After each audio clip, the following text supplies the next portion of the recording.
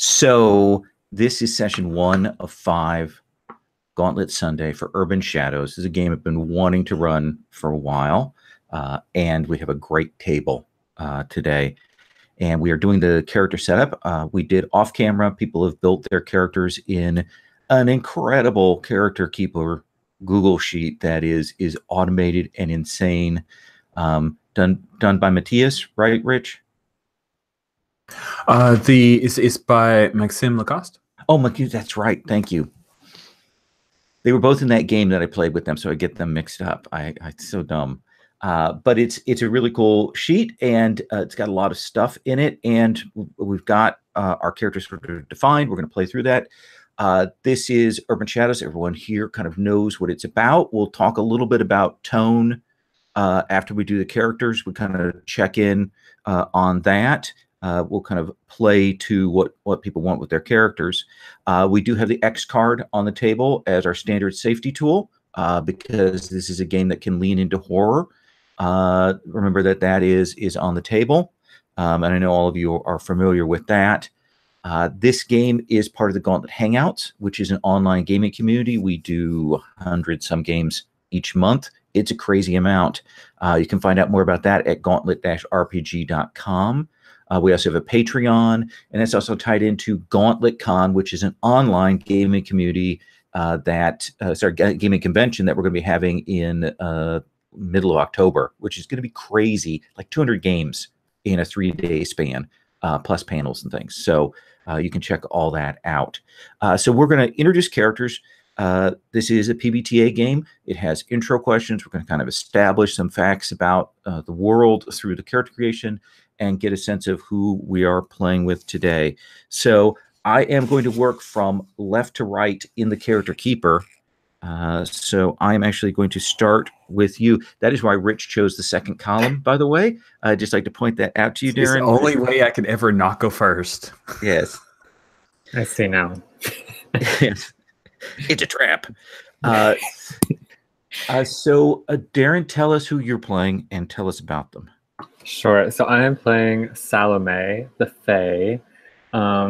Salome is a lounge singer in Baltimore who I think has like that sort of eerie demeanor where like you didn't really capture anyone's attention, but once they have your attention, you can't really like look away from them. They're part of the Wild factions, being with the Fae, but I bumped up their Power faction standing to 2 because I imagine being a lounge singer and working in this mortal world, there's some other people that Salome has to deal with and handle and get by so they can survive. Let's see. 2 of my gears are a relic from the homeland and a symbol of the court. So I chose the winter court, whatever that means. Okay. If you want to get into that now. For the relic, I'm going with a vial of mercurial liquid, whatever that means. We'll see. Just have some mercury in a vial, test tube, it's fine. And then I think the mark or the symbol of the winter court is that Salome has this like permafrost on their skin that's like maybe gonna grow or something, depending on whatever phase stuff we get up to. So just like a nice visual, maybe it's on the shoulder or something where it just looks frozen. A little bit like frost. Let me ask you this. Do you think that Baltimore is dedicated to the summer court, dedicated to the winter court, not a balance between them? How are you imagining that? Or a lot of Fae, few Fae? What do you picture? Yeah, I think it's probably, I like the idea of it being like a summer court place. I think that fits in well with why Salome would maybe gravitate more towards like power factions as like a sort of way to protect herself. I'm going to go with she, her pronouns also. I'll decide. Okay. I also like the idea that Washington, D.C. is nearby and that the winter court has demesnes there in the adjacent city. All right, and what did you choose for your moves? Oh, yeah. So I start with fairy magic. So the 3 powers I'm going with are Wither, so I can hurt people a lot. Glamours, I can create illusions, full senses, and then bedlam, I can put a target into a specific emotional state. I can mark corruption to direct that at someone or something. And then I chose words are the wind. When someone breaks a promise to me or lies to me and I find out, they owe me a debt and I take a +1 forward against them.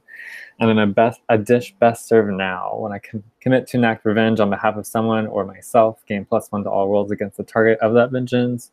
But I suffer 1 harm for every scene that I don't pursue my vengeance. So do you think that idea of vengeance and revenge is kind of key to the Winter Court, or is it key to Fairy? That's a good question. I think it's key to the Fairy. Okay. Because it's that balancing the scales bit, right?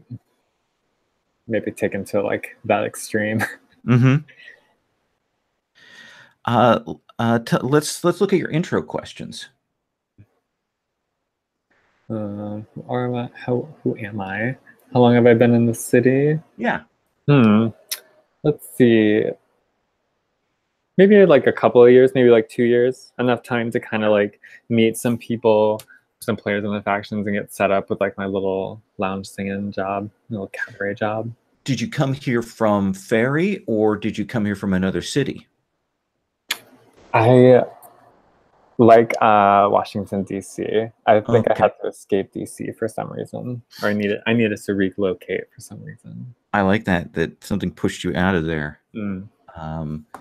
And what do you love most about humanity? What do I love most about humanity? I think what I love most is that humans feel bad about things. So there's kind of like that helps with emotional manipulation, but also it helps them like it helps them like stick to like promises and debts and things more because they don't want to feel bad. So the like is less a fascination and more that's useful kind of thing for you. Okay. Yeah. I like that. Who is your closest confidant in the city outside of the player characters? What kind of NPC do you think you have that you have close connection to? Yeah.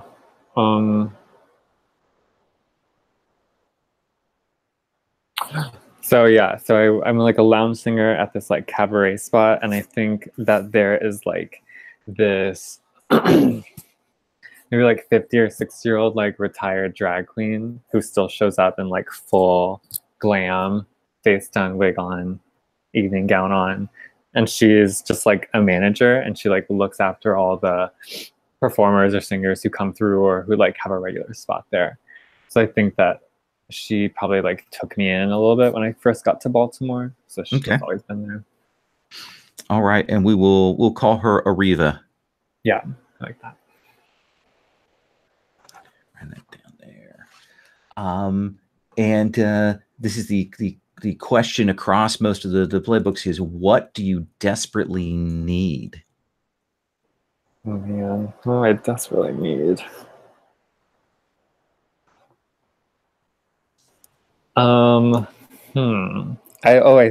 Salome needs like a way back into. She needs a way back into good favor with her court.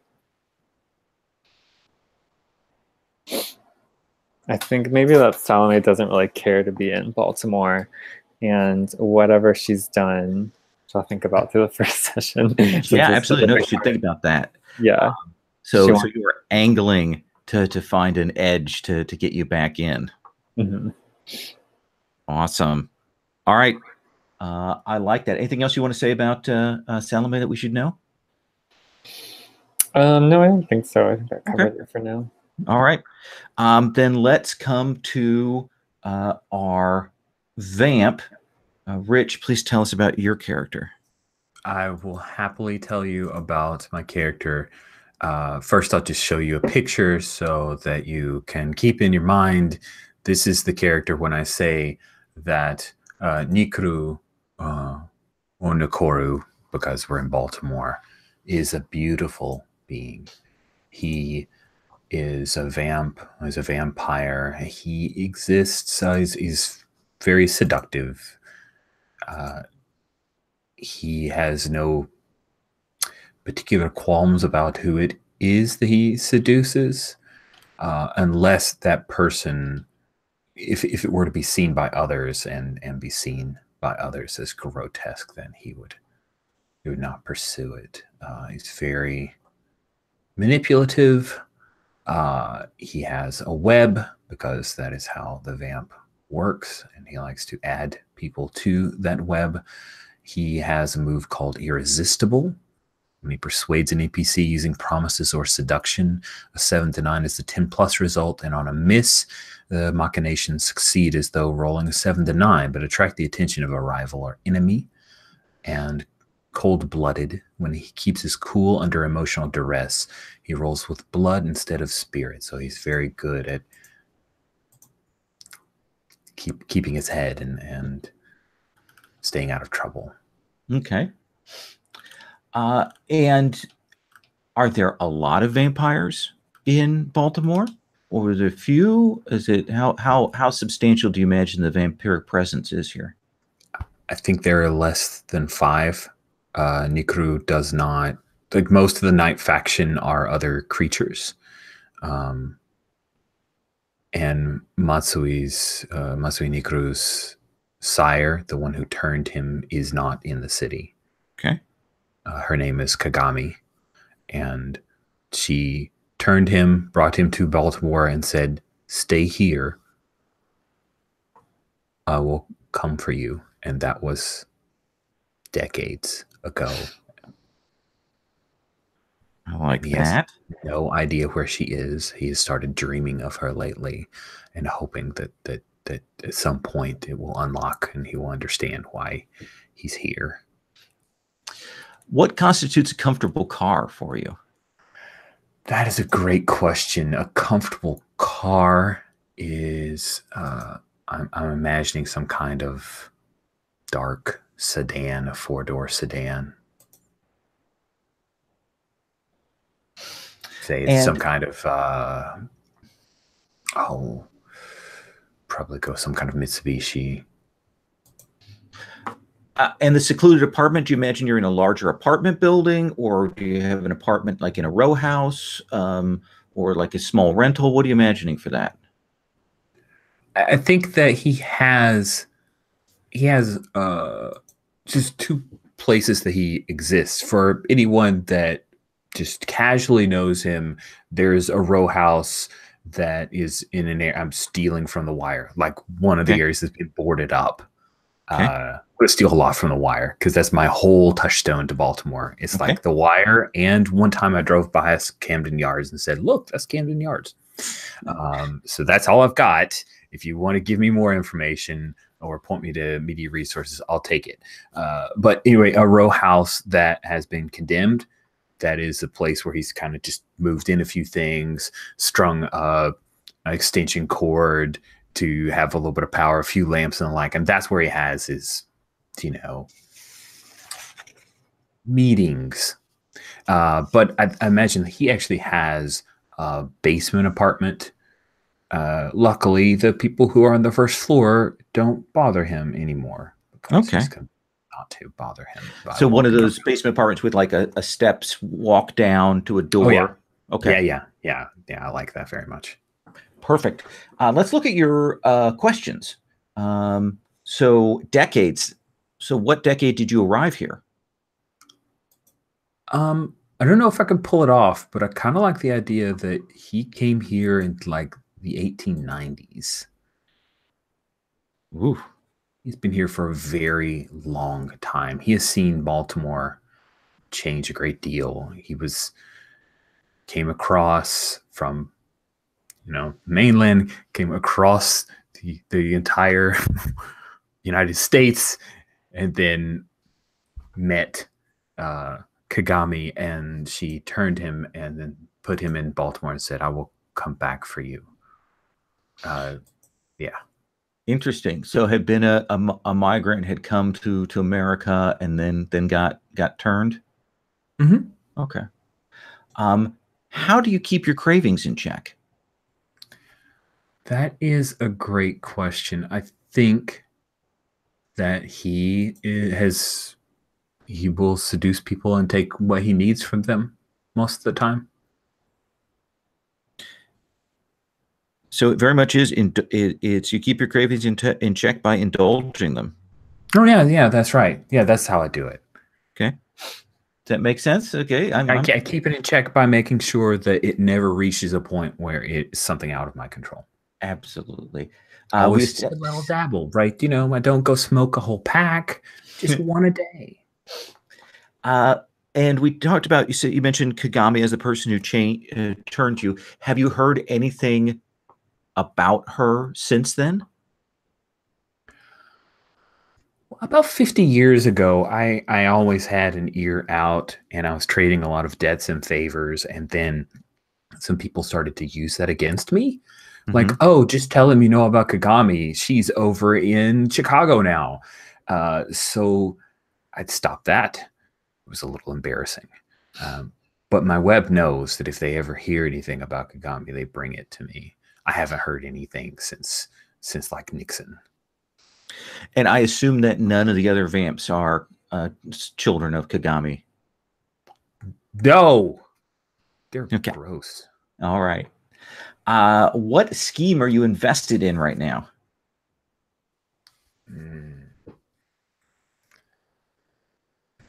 That's a really good one.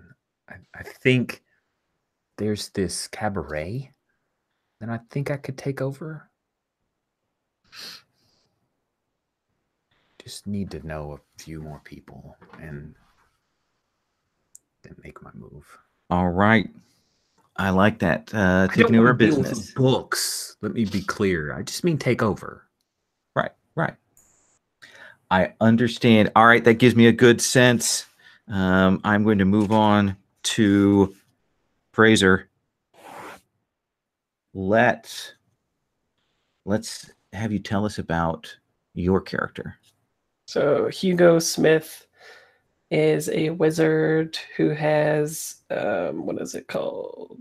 A mystical focus, which I think is he has like a ring that hangs on a chain beneath his suit, which he's got, I selected fancy clothing, which to me was just like, he's in, like really nice suits.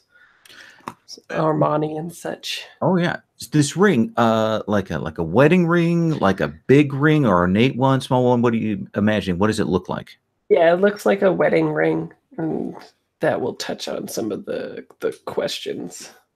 Awesome. So tell us about your what abilities you chose. Abilities. I have elementalism. You can conjure the elements to strike out at your enemies. I can do a shield, and I can teleport around as well. I have a sanctum, which it's like its front is a bookstore called Subtext, and it just looks like a small little shop basically, and I think I live there, and I have like like a worker or something like that, maybe, or maybe I'm the only one that mans the shop, so there's very irregular hours. It's just whatever I feel like it open. Like a new bookstore, like a used bookstore, like an antique. Yeah, antique old stuff. Okay. Yeah. And within the sanctum, inside the bookstore, I have magical booby traps, a library of old tomes, a scattering of ancient relics, and a portal to another dimension. A portal to another dimension, yeah. You say. Maybe you want to flesh that out a little bit. What does that mean? Actually, I think I don't even know where it leads to, but I just have it. I've been like, I think I had a sort of shady deal with somebody, or somebody owed me a favor a long time ago, and they gave me this, but I haven't had the wherewithal to find out exactly where it goes or what it does or something. But I think it's just like a classic, really old looking antique mirror or something, like a large stand-up. Okay.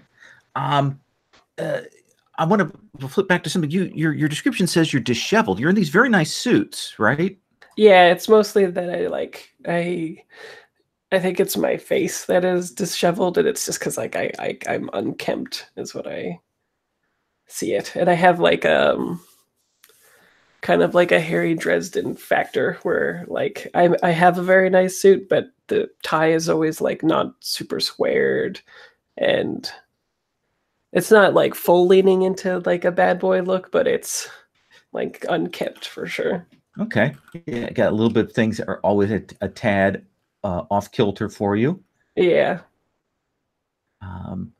Library of Old Tomes. Were they there when you got here, or is this your library that you have brought to this place? Yeah, I think I've slowly accrued all of these tomes. Yeah. You've got all those. Okay, so all your stuff ties into the magics and the sanctum there. What's the magical hierarchy or authority or group? What? How does that function? Is it all freelancers in Baltimore, or what goes on with that? Yeah, I think that Baltimore is like an outlying sort of place, and that's why I came here. There's not that much oversight unless you do something really big. Then I guess they'll come get you because there's probably some spell residue or something like that. They know what's going on, but overall, I think it's like a not heavily policed place. Okay. Some more lawless mages that get along through, not through an accord or a compact, but through threats and promises and power. Yeah, yeah. Okay. Oh yeah, and the two downsides of my sanctum is it contains many volatile substances, and it always lacks a key piece of ingredient. Gotta go get those ingredients. Awesome. Let's look at your questions. We know who you are. How long have you been here? I think a while. I think wizards can live a long time. So I think I've been here like 100 or 200 years, something like that. Which is it, 100 or 200? 150. Okay, so 150, that puts us middle of, that's like almost what Civil War era is 150. So you're that old.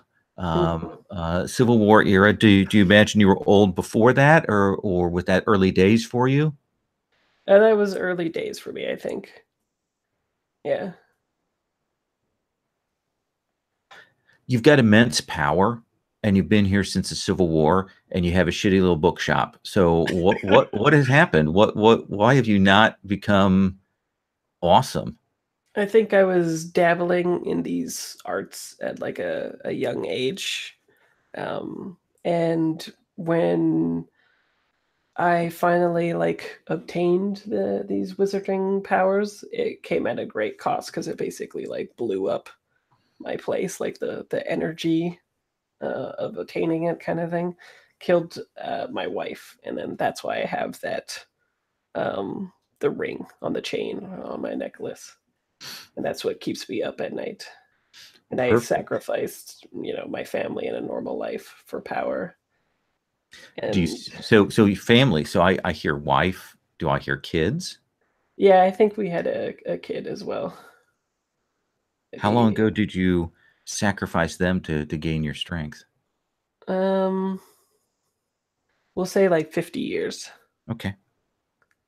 Or so, wait, I guess it would have been a while ago actually, because I think the power is the thing that makes me long-lived, right? So I guess we'll say like 100 years ago. Okay. So we're talking World War One era, and you sacrifice them to that, and you see them in your dreams. Yeah, unwittingly. It's not like I was like, yeah. Is that what you tell yourself? Yeah, that's what I tell myself at least. Okay. Yeah. Oh yeah, yeah. It wasn't deliberate. What do you desperately need? I think I'm obsessed with trying to find a way to undo that mistake. Oh, so you're interested in some kind of necromancy? More like going back in time and stopping it or something like that. Ah, okay. Not raising my family or anything. Okay. No, so you'd rather breach the walls of time and reach back and distort reality. Okay. Yeah, that Yeah. seems cool. All right. So you're desperately looking for a means to do that. Right. Which would undo my power too. So presumably. Presumably, if you can find a way around that. Yeah. All right. Yeah. Which brings us to our fourth member. Joshua, please tell us about your character. Sure. So Masaru is he is tainted by a supernatural force. He is ex-Yakuza, and he now lives in Baltimore because that's what his patron tells him to do. He's generally a pretty like happy, upbeat kind of guy, but that's mostly just a front. So he his main power is his demonic form, where he can transform and do some pretty cool stuff. He ends up looking like a traditional kind of Japanese oni type demon when he transforms, and he's got this awesome katana that's actually his like great grandfather's ancestral katana that he used when he was a samurai. And he's got like cool modern looking samurai armor when he transforms, and he also looks like the kind of ogre demon stuff. His other special move is invocation, so he can cash in a debt to appear in someone's presence, or someone can cash in a debt with him to make him appear. And what are the jobs that your patron gives you? So the main job that he does for his patron is collecting souls. And I think the reason he's in Baltimore is actually to collect Kagami's soul. Even though he has never met Kagami, he does not have a whole lot of leads on that. But I think that's the main reason why he's here. And then when he worked for the Yakuza, he was kind of like a fixer. So he's good at making deals with people. Brokering demonic contracts is his other reason for being around. So you were in the Yakuza, had this Oni spirit put inside you. Was that a punishment? Was that something you asked for? Was it to avoid getting a finger cut off? What do you imagine there?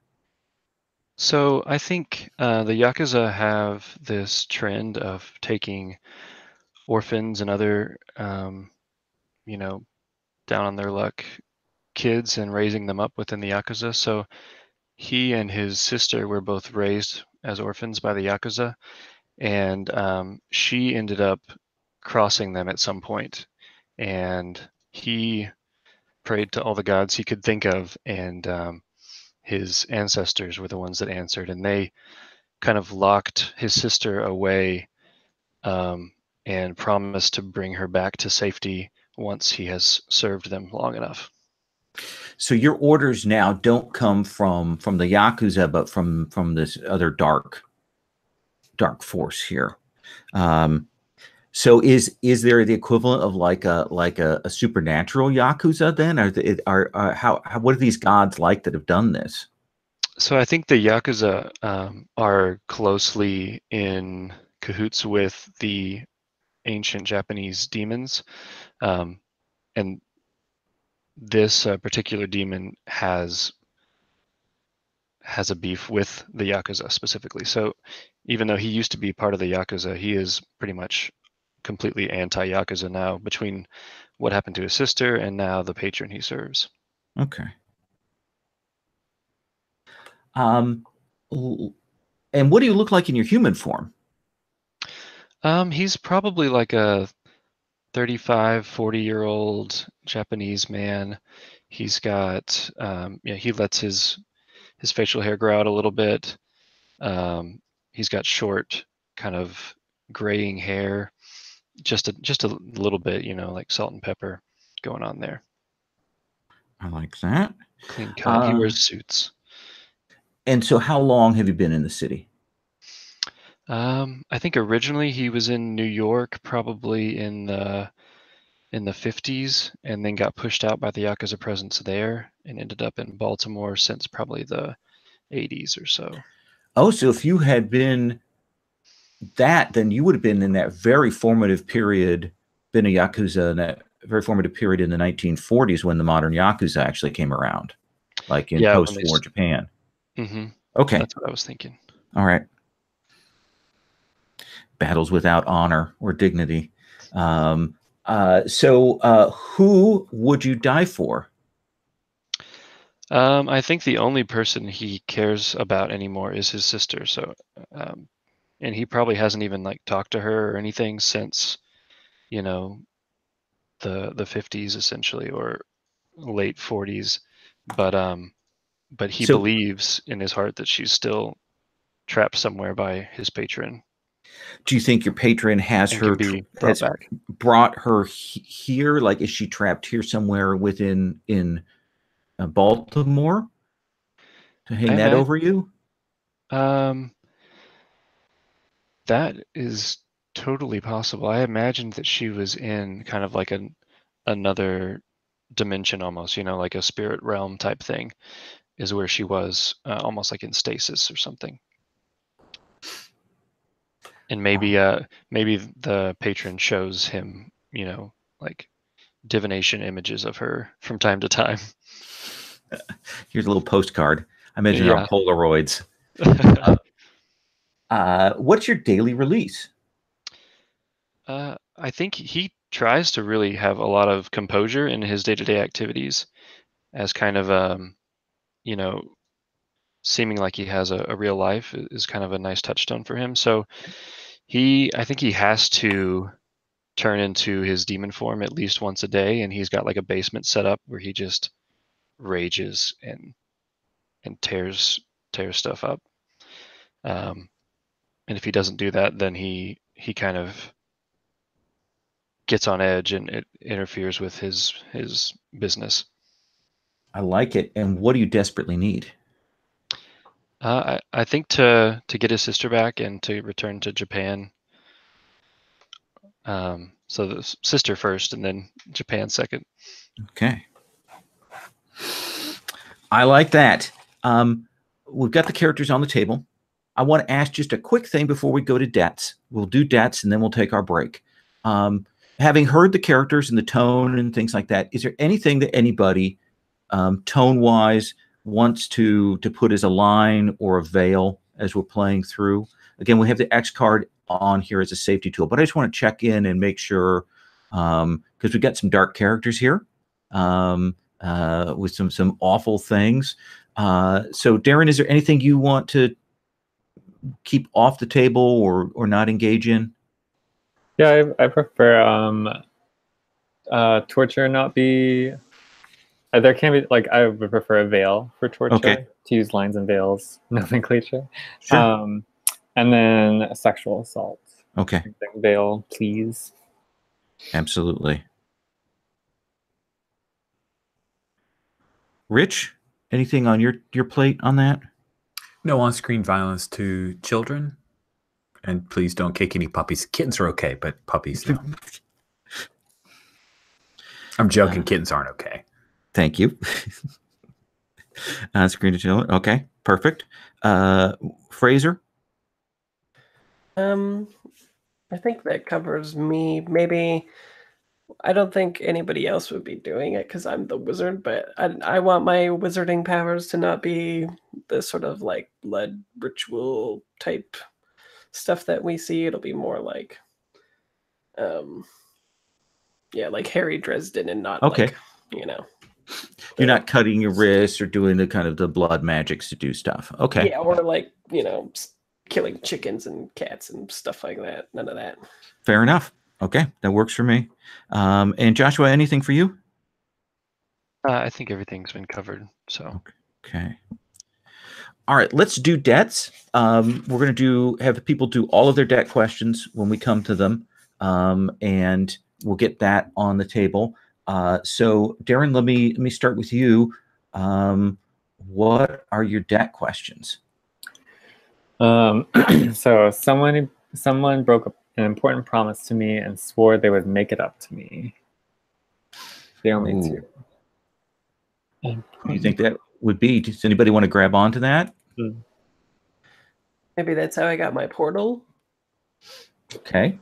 That's interesting. Because I'm thinking about workshopping that portal into time travel shit, maybe. But the sooner I do that, the sooner I might lose my powers, so. What's the promise with the portal, though, that you broke? Oh, interesting, yeah.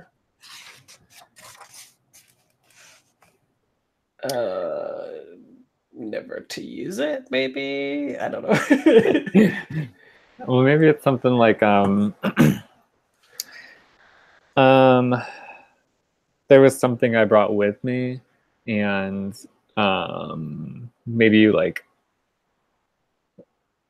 it was an ingredient to you, but it was something important to me, and it was something that like you kind of conned out of me, and then now you've created this portal, and it's like you've something like that. Does that make sense? Sure. So yeah. I got something from you which I used to create the portal. Maybe something you'd hope to use to get back into the Winter Court, that you had him take a look at, and then he screwed with it. Powers. Ooh, tears. I like that. Frozen tears of somebody or something. Maybe frozen tears of my the leader of my court.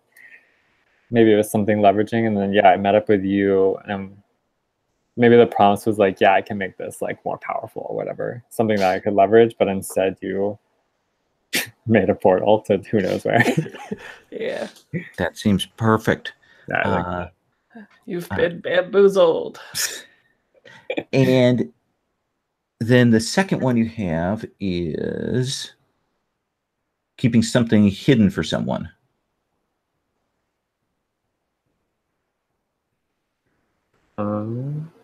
Yeah, I'm keeping something hidden for somebody.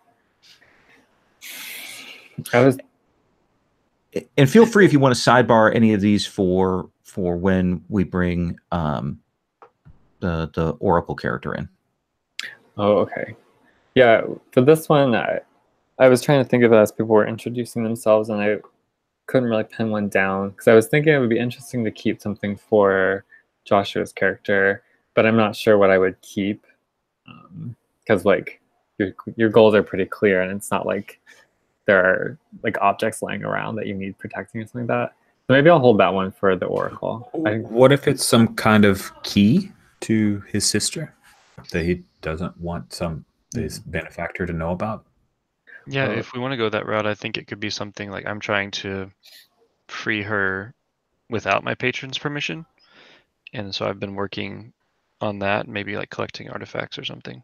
Maybe it's like a memento of your sister, like some little trinket she had or something like that. Okay. Yeah. I'm into that. And your last one? Last one is you entrusted someone with a dangerous task. Ask them if they succeeded or failed. If they succeeded, you owe them a debt. If they failed, they owe you 2 debts. Let's see. Entrusted somebody with a dangerous task.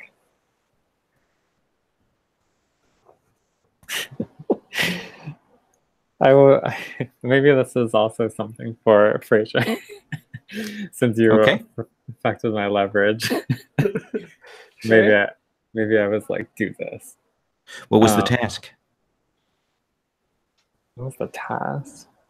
Oh, maybe there was something Maybe it was like my little vial of mercury. I was able to like temporarily affect your portal so you could jump into fairy or something like that. And I wanted you to go like maybe get more tears or something. Something probably nearly impossible. Right. Yeah. So did you succeed or fail? Interesting. I needed to get tears from Feyland, right? From the Queen of the Fae, I think is what he said, of the Winter Court. Mm-hmm. That seems like I did it. Okay. I would like to say yes to that, but I feel like I'm not sure how I would do that. You just gotta make her cry. Yeah. So Cool. did you cross the Queen of the Winter Court and make her cry? No, I think I didn't make it. Okay, you owe 2 more debts. So I owe you 3? 4. 4. Okay. Yeah, if they fail, they owe you 2 debts.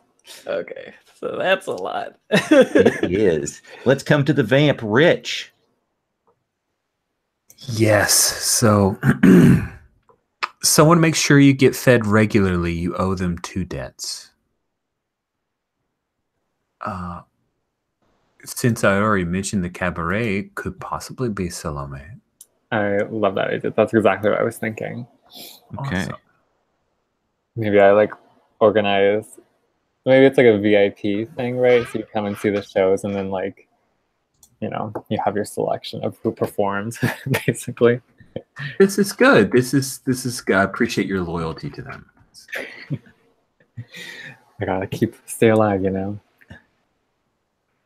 Someone relies on you for their fix. Yeah.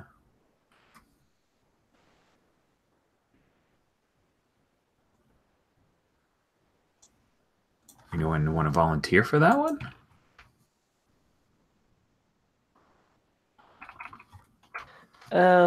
It could be some kind of like byproduct of like I think I would want to relive the memories that I have previously. So maybe something to do with your vampiric abilities or a byproduct of being bitten into or something that allows me to relive the past or something.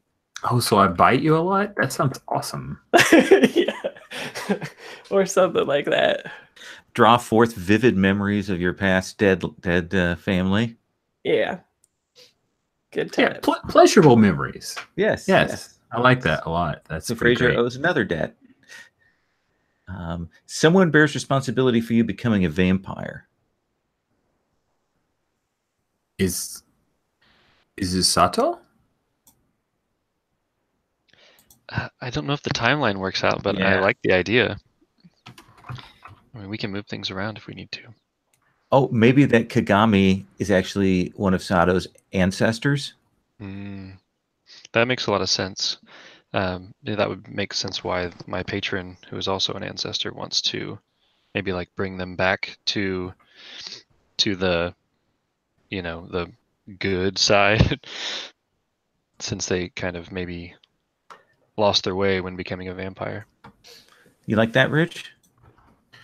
Say it again. I just want to make sure I understand. So how did this pan out? Sato and Kagami. That Kagami is one of Sato's ancestors, like in his family line, so connected that way. So how does Sato bear responsibility for Nikuru becoming a vampire? Just that they're related? That I don't see like a direct line. Yeah, that might not work. Yeah. Do you just want to have Kagami have that? I mean, it means that we probably bring Kagami on the table more rapidly. Okay.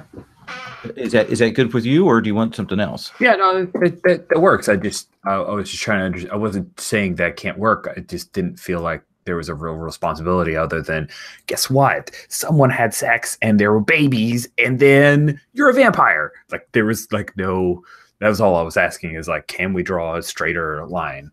But Kagami is great because it's already in there. So Okay, sure.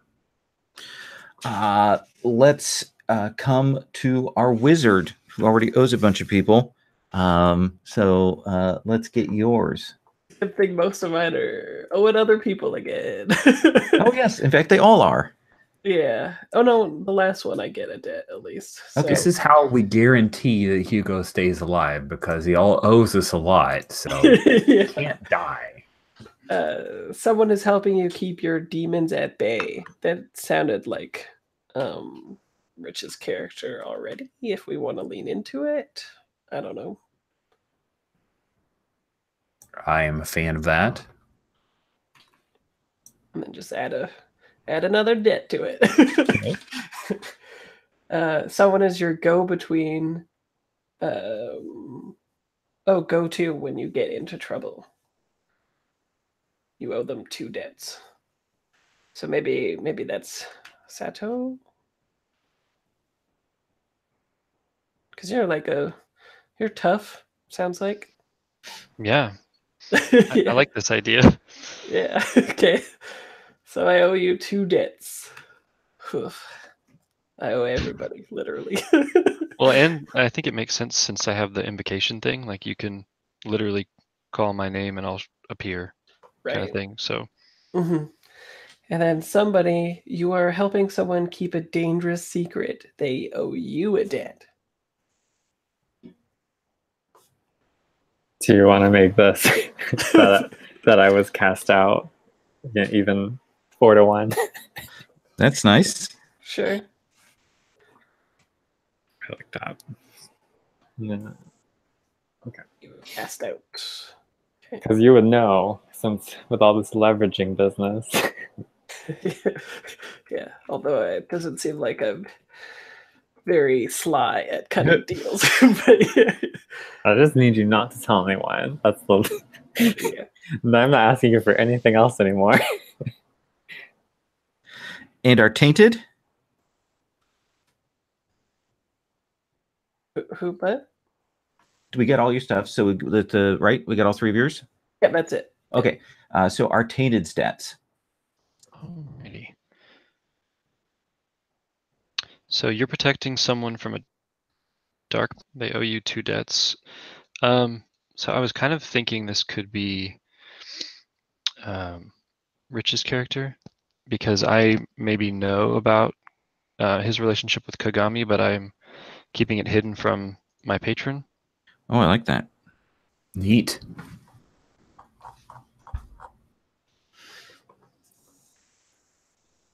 Then someone is trying to save you and keeps suffering for it.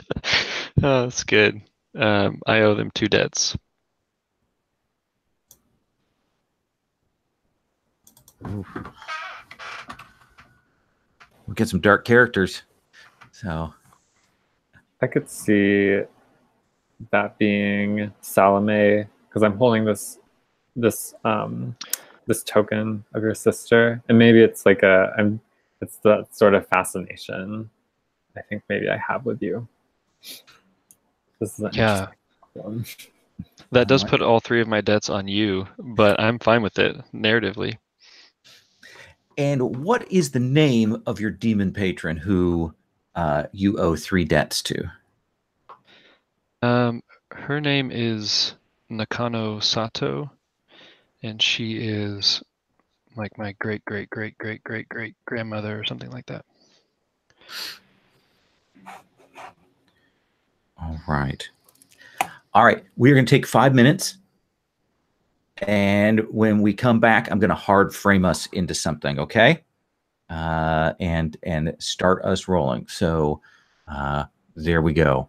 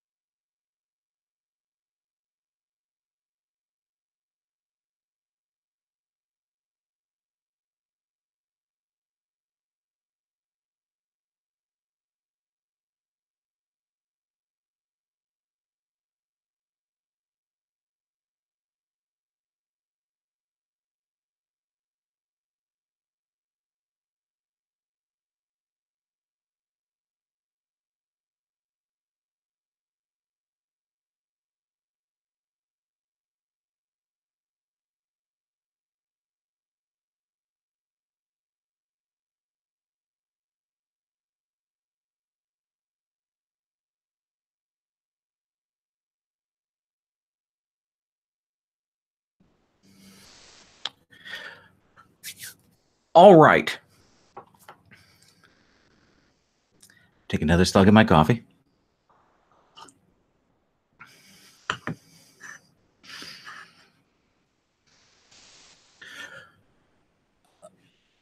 Sato, what was it that your dark patron told you about the situation we're in right now, where supposedly Kagami was supposed to be? I think my patron told me that there was something in Baltimore that Kagami was coming back for. And we don't know what it is. I'm supposed to try to track down what Kagami's interested in so I can kind of stalk it and ambush her when she shows up. And tell me, Nikoru, how did you get wind of this? What came to you? Did a message come through Kagami's channels, or what? How did you find out that she's supposed to be here?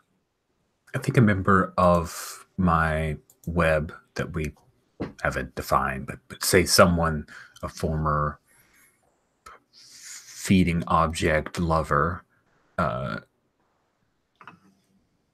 who, yeah, I specifically sought this person out because they work at the Baltimore airport. Okay. And they saw a picture because that's my thing. Is like always look for this person.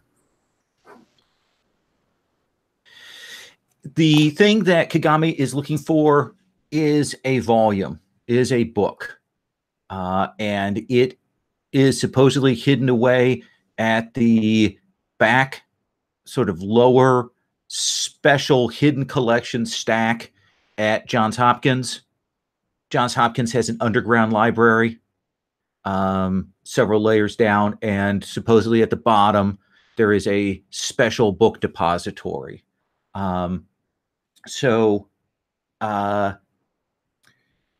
Do you think, Sato, that you asked Hugo to come with you to help find it, or have you told him anything? I think I've probably gone to him and asked him what he knows about this tome, or at least what he knows about the building and what kind of things it stores. And yeah, if he's willing, I'll probably see if he wants to come along and do some reconnaissance with me. Okay. So we're going to assume, if that's okay with you, Hugo, that you have gone along. Sure. Well, is there a way that I can start getting people to pull my debts to get me to do these things? I don't owe people so much. I'm hard framing you into this. So Okay, good. what is it that you want that's here? Oh, in this like massive book depository? Yeah. So the Johns Hopkins University Library, there's a couple of above ground levels, but most of it is below ground levels for the library, down to, there's only 6 floors down below, but there's a 7th floor that is supposed to have some reserved special books. Okay. Maybe one of the components that I need to try to get working on my time travel mirror action. Like maybe it's like a artifact from another wizard's day who has long passed now, or something like that. Like maybe their spell book or tome or something like that.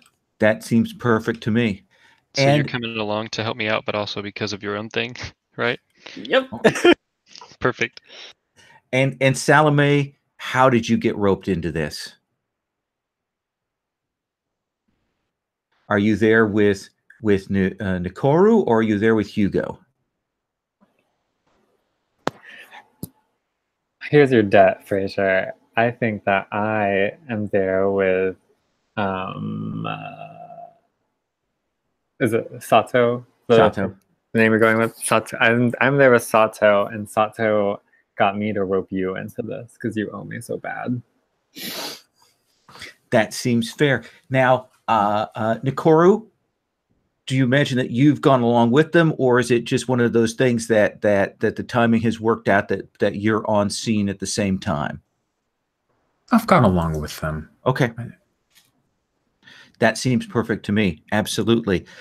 So you've made your way down to the 7th level of this place after hours. You know, it's a late night college library, but it does close at 2 a.m. So we're 3 o'clock in the morning. You've made your way down there. You guys have enough pull and skills to get past standard security, that kind of thing.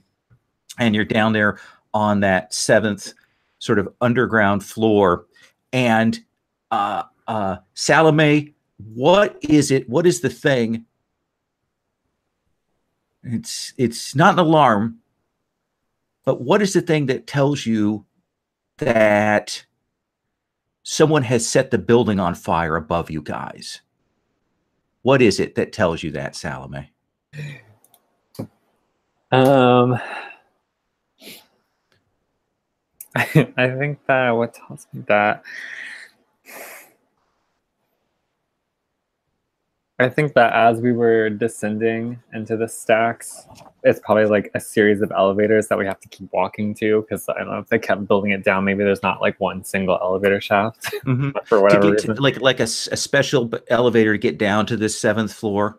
Okay. Yeah, maybe I was using some of my like basic fairy magic to I was like putting frost on things, and maybe it gives me just some like sense of like, you know, basic sense of like movement or something, but it's melting. Yeah. So you're down there on that 7th floor. You like your guys are in front of the vault, you know, the bars. We see the bank vault kind of thing for the heist. And you put the frost to kind of do those extend your senses, and then you feel the drip of water, and you look up, and you realize that something has gone terribly wrong. What do you say to them? I think I'm like, where have you brought us, Sato? What's really here? Because there's more going on. I just came for a book, and I thought I could use some backup. What kind of book? Something's happening above us. Like it's hot. Yeah, and you four are there, and you're starting to now. You kind of, I mean, it's a climate controlled library. I mean, you know how they keep the air conditioning on, and they do that to preserve the books. But now the temperature is definitely rising here on this underground level.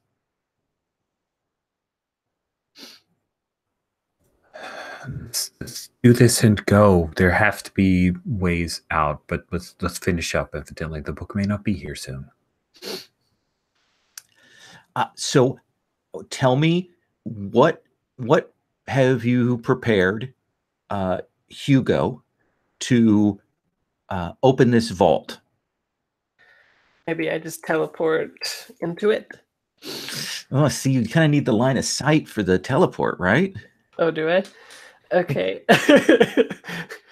Or what if in my research, I like part of it was looking at the like pictures and stuff of the vault, so I know what it looks like and where to teleport into. Absolutely. Or do I have to see it? Like, is it like a visual? I will tell you what. I think that this is you using your magical powers. So I think we're going to have you let it out. Okay. To take a hold of something vulnerable or exposed. Essentially, you're trying to get to the vulnerability of this. Does that seem cool? Sure. Yeah. It also says though to do that I have to channel and spend a hold. Yeah, if we were doing this with the this is sort of separate. The let it out is the use your power sort of in an abstract way. So that's how I'm defining that. Is that okay? Yeah, for sure. Okay. Okay. And let me put the roll for your party. Yeah. On another tab here. And I'll put it in the chat. Spirit. Cool. And somehow it now has a background. I don't know how that happened, Rich. Oh, cool. Very fancy. This fancy sheet and this fancy roller. Rich knows all the tricks that I don't know. Okay, so it's a 9. That's a 9. So you're gonna have to mark corruption. Oh. That right away. Yeah. But tell me what this looks like. What is it? What does your magic look like when you do your magic use it to open the vault door? Do you teleport the vault door away? Do you teleport yourself inside? What do you imagine that is? Yeah, I teleport myself inside, and it looks like probably like arcing electricity off of myself. Okay. And then we get a shot of like the interior of the room with the light going on and off and stuff like that. And then lightnings, or what it looks like, arcs off of the hanging little dinky lights in there. And then Well, let me ask you a question. With that lightning going on around here, as it arcs over the corpses that are laying on the floor, look like maybe librarian staff. Yeah. Do you think that lightning is going to affect the timer on the bomb? Oh no! I think it's. Once you think about that, I'm going to come back to the others. You will see your Hugo teleports inside, and now you guys are definitely feeling the heat from above. Sato, what do you want to do? Can I hear any kind of sprinklers or other kind of anti-fire device that a library might have? No, and you should have. There should be like halon or one of those things going off, and probably halon rather than water.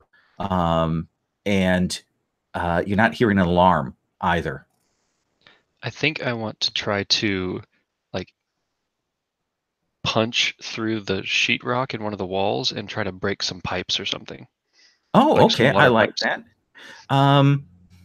What do you think? Is that you using your power, your strength, or I'm trying to think if I would want to avoid that if I could, but I'm trying to think if I would.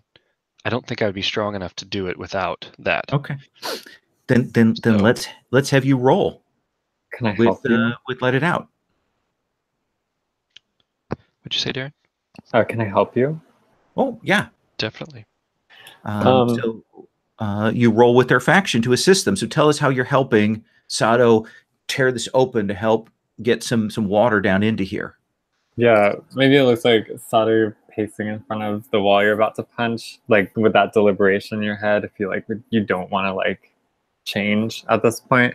So I think I just walk by you and I'm gonna put my hand on the wall and like freeze the stone, do some like quasi physics here, or freeze it, make it easier to destroy. Perfect. So you can roll lend a hand with their faction. And you can roll let it out with your spirit. Cool. So I wouldn't be doing the demon form special Ooh. move. Oh, I like that. Yeah, tell me. Let me look at that here. Sorry, everybody has all these cool moves. I know. And remember all of them. Yeah, the devil inside's at the very bottom of my. Yeah, do that. Let's do that. Okay. Roll with blood.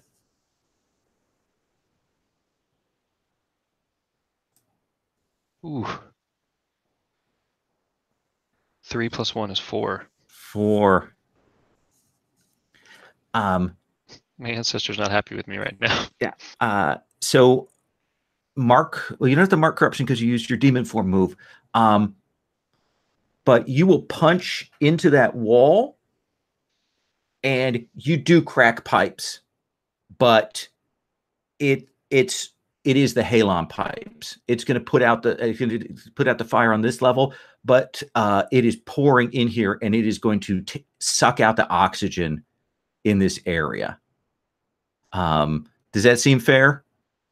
That seems definitely fair. Now we're Okay. on a timer, and I like it.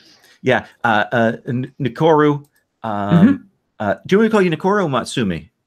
Nikoru. You feel the heat. You see Sato go over and punch that wall, and then what do you want to do? Well, good. I was going to go to a bathroom and run some water in a sink and get wet. But now everything's fine. Halon's no problem for me. Yeah. So good work. Are you just waiting on the mage, or you want to do something else? We're in the bottom of a library. What is there to do? I'll check my phone. I'm just doing my thing. I don't know. Yeah, you check your phone. You don't have any bars. Fine. Well, I mean, if we're deep beneath it, that's how it works. I've been told that the bars don't happen there. Okay, and you can definitely feel the heat of the fire above, and that kind of pressure that's building down here on this level. We're supposed to just stand here for the whole time while Hugo does everything? Is that right? That's why you brought me along? I mean, you could bang on the vault door. That might help. I think Sato's pretty pissed at this point because it didn't work out for him. So he's raging almost, and just keeps punching things. Are we on the bottom floor? Or yeah, bottom floor of 7, underground. Okay, I think I'm going to head to the elevator and start trying to pry the elevator door open. I'm going to cut from you, yeah, going over to the elevators, trying to pry on that, to look at this. You've got a bomb, you've got some corpses, but look at this library. Yeah, it would be very nice without the corpses and the bomb, but this is where we're at. So what I was thinking is, it probably would affect the bomb if they knew I was coming, like if they knew that, if this was a plan against wizards going in there or something like that. But what I would do is put a shield over the bomb, because I have a shield, so that if it blew up, it just blows up in the shield. But boom. And how much harm does your shield protect you from? Oh, let's see. I provide armor +1 to yourself or someone nearby, or spend 2 hold to provide armor +1 to everyone in a small area, possibly including yourself. Okay. So you can probably stop a gunshot with that is probably what we're looking at with that. Oh, yep. I overclock it though. So you want to focus? Do you want to try and essentially you want to use your magic to try and create a more permanent protection for this bomb?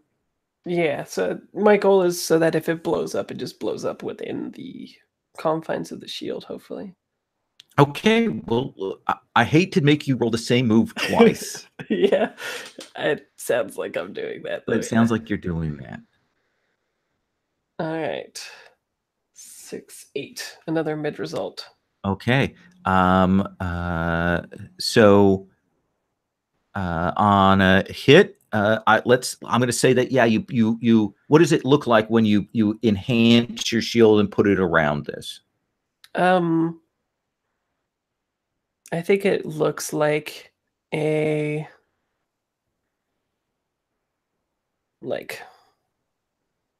static shimmering ball, I think. Okay. That engulfs it, yeah. And you mark corruption. On camera, how do we know that you've marked corruption? What is a visible sign we see of that? I think as I'm straining to do these things, we see like black lines tracing up my veins. Okay. Let me come back to Salome, and then I'm going to check in with Sato. Salome, what are you doing now? I'm trying not to breathe that much to conserve oxygen. Okay. Yeah, I think well, I guess hearing the hissing and then seeing Sato like storm off towards the elevator, and then Nikoru, right? Yeah, Nikoru punching on their phone. I think Nikoru seems completely unfazed by the situation. Sure. I think yeah, I just want to clear out the space to save oxygen. But I think like Nikoru, there's no Wi-Fi, there's no signal here. This is like a secret library. I know. I'm aware. Will you please go with Sato and make sure he doesn't do something stupid?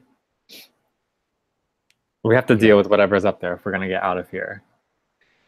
Well, obviously, someone set the fire. They're probably hoping to flush us out and then try to shoot us, but bullets don't bother me. So, yes, I'll check on Sato. Thank you. Good luck. And you kind of waiting, Salome, you don't hear anything from Hugo in there. Not sure what's going on. So Sato, you're going over and wrenching the elevator doors open. Yes, I think Sato thinks this is kind of like their only way out at this point, is maybe climbing up the elevator shaft or something like that. So yeah, you will. I think you can pull this open as Nakura comes up behind you, and you will see that the elevator shaft, like the elevator, has gone back up. And you can see there's smoke roiling into the elevator shaft. You would guess that the next couple of floors above this have been set on fire. So Nakoro, you don't have to breathe, right? Like you can just climb up here and check it out. That's a lot of smoke. Chances are whoever said it is waiting for us to come out. Yeah, yes, I can climb up. That wouldn't bother me. I mean, if you have a better idea, I'm all for that, but some of us aren't as resilient as you. Yes. We should talk about why we're here. This is not good. And he moves in and starts trying to find, like, there's got to be like an access ladder, I would imagine, right? Absolutely. He gets on the ladder and he starts climbing up. So is your intent to recon, or are you trying to like escape the situation down here? What do you think? Oh, I'll start off reconning, but if I have to escape, I'll escape. Okay. Then hey, we don't have Wi-Fi, so I'll have to yell. Nakoro, just go. You're really good at yelling, so just keep it up. So I think that you can see that it looks like the next 3 floors as you move up have clearly been set on fire. And to kind of get up, sort of past those to get up to the top and get out, you're gonna have to get past that elevator, which is in the middle of the shaft. I imagine, I don't know. I don't know much about most things, but especially not elevator shafts. Can you actually climb up? Like, is it flush? In the movies, it's flush because people almost get their hands cut off and stuff, but I don't know if that's real. No, I imagine there's space to move along for the ladder and things like that. It's just kind of tough. Okay, I will do a tough thing. That's okay. Fine. Kind of squeeze up, you'll get to the top, and of course now, I mean, you can get up past it, and smoke is just filling this elevator shaft, and you know it is never coming out of these clothes. Oh, that's fine. That's going on Sato's bill. Okay. I did not wear my nicest clothes. I am not stupid. Now here's the question: do you want to continue up to the top, or do you want to do something else? I assume the elevator is not functional, that it would shut off in a fire? That seems like a thing, but I will go ahead and just pull up the little trapdoor thing and drop down in there, hit the button to make it go all the way down. Just that won't take but a moment. Yeah, no, it's definitely locked up. Okay, and then climb back up, and then I'll head up. And okay, I'm going to cut from you. We see the shot of you climbing up through the smoke there. Let's cut back. Sato, you're watching downstairs. Salome, you're at the vault door. You are pretty sure that you have contained successfully and completely this bomb, Fraser. Cool. I guess I'll open the vault with like the winding thing, right? Okay. Spinning that shit. All right. Yeah, it's not like a time lock or anything like that. And there are safety measures. So the vault door will come swinging open, Salome, and you will see Hugo there and bodies on the floor. and this glowing device on the floor as well. Yeah, I said, this is not me. Hugo. I did not kill these people. Hugo, what on earth did you do? I just came in here. There was a bomb, which I have contained. You're welcome. And all these dead people were here already. So I feel like somebody might be expecting us. Oh my god. Okay, Hugo, don't talk. We're running out of oxygen. Where's the book? I have yet to look for it. You killed all these people, planted a bomb, and you haven't even found the book? I have not done any of this, but I have saved all of our lives. You're welcome. Oh my god. Hugo, you better get us all out of here too. We should look for the book. All right, we'll look for the book. I've been unleashing way too much already. Salome, you and Hugo can look around, and you will find the volume, and you will pull it out, and it is much lighter than you expected. Oh. And you kind of open it up, and you'll see that someone has gone to the trouble to cut out the pages. And there is a note in there in Japanese. Do you speak Japanese? Okay. I don't think either. So you're both holding the book there. Sato, are you staying to kind of cover Nikoru, or now that you see the vault is open, are you heading over there? No, I trust Hugo. I wouldn't necessarily know what to look for book-wise, so that was like totally why I brought him. I'm just looking up. Nikoru, what does it look like up there? Do you find a way out? There's a lot of smoke. It doesn't look like much more than smoke. The elevator shaft isn't open. There's an elevator in the way, and it won't work, but I'll find a way out for us. Do you think I should cut this elevator wire so the elevator will drop? It'll give you more room. Is that how it goes? I don't know. Sure. Sato, do you think that's how it goes? I think that's what I would think it would Okay. do, yes. Yeah, Well, Nico's this like, this I really is don't think this is cinematic. system. So it will work. So tell me what that Awesome. looks like. I think he's still half in his demon form because he's so angry, and he just pulls out his great-great-grandfather's katana and just slices through any elevator cord he can see.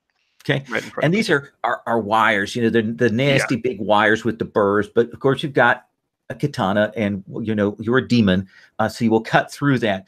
But there'll be that bit where you'll see the counterweight go, woo, and the elevator comes down probably faster than you thought it would, and it will crash, of course, into this floor, and it's probably now sort of halfway in the door frame because there's a little bit of workspace underneath, and it kind of shatters down into there. And it looks like you can clamber up, and you've certainly got that elevator out of the way. I almost hate to say this, but do you think the vacuum like sucks smoke and fire? Oh, like, absolutely. into the shaft? Yeah. You're rapidly losing oxygen that is getting kind of sucked out of here. Thermal pressure. So tell me, Nikoru, what are you doing? First of all, I'm just amazed. I didn't know that that's how it worked. I remember the early elevators that's how it worked. It was like a pulley system, but that's fine. Yeah, I'm going to probably find an a old way. elevator. Obviously an old elevator. I'm going to head out, try to find out.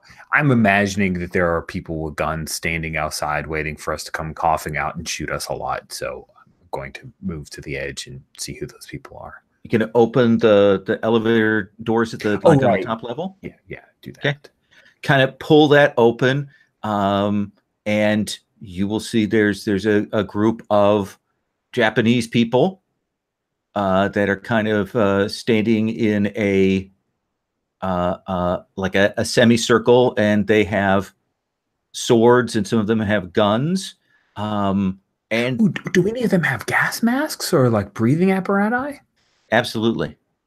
first. That's fantastic. And one of the guys goes, "Ah, Nikoru." Yes.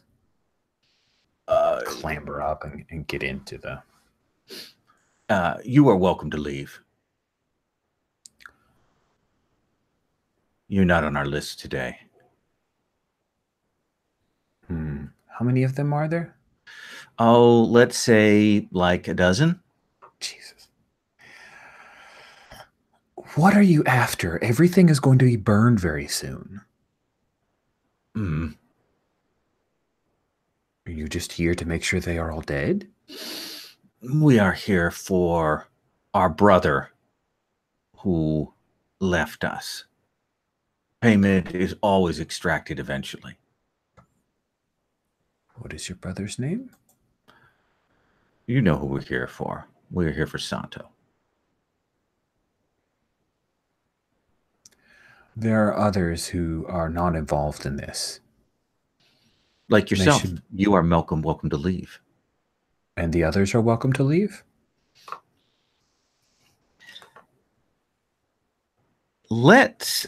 He will say, I am definitely trying to persuade him to. okay, yeah, I like that. You have pretty good skills with that, so let's have you roll with heart. Cool.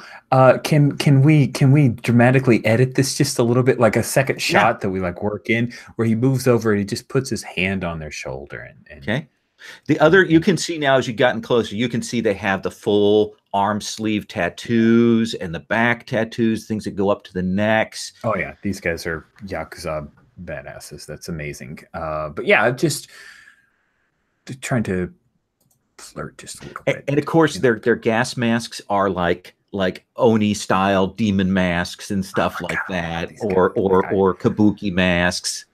I'm sorry, Sato, but at least you get to go down with some totally dope looking guys. So yeah, I think roll with heart. Yeah, I don't think I'm really getting in promises or seduction here, even though okay, that's fine. I'm pretty hearty, so here we go. I am going with purple and Pip. So this is a +2 on this roll, and that would be a 10. That is a 10.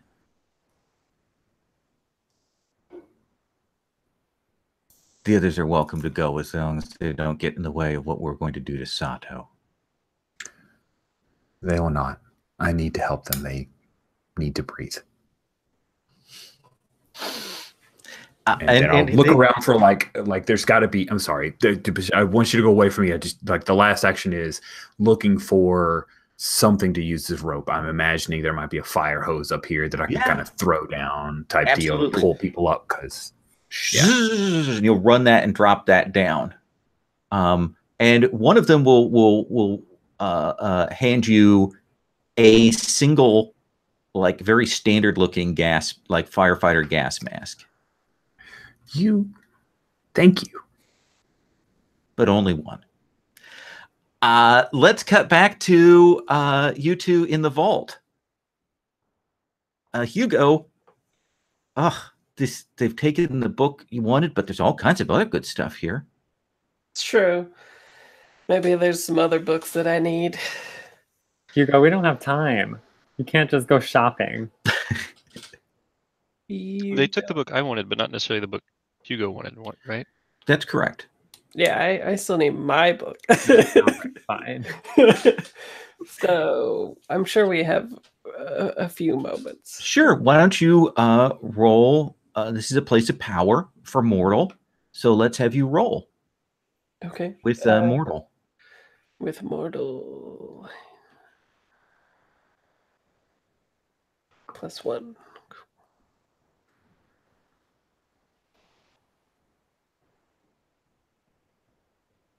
Oof, that's a 6.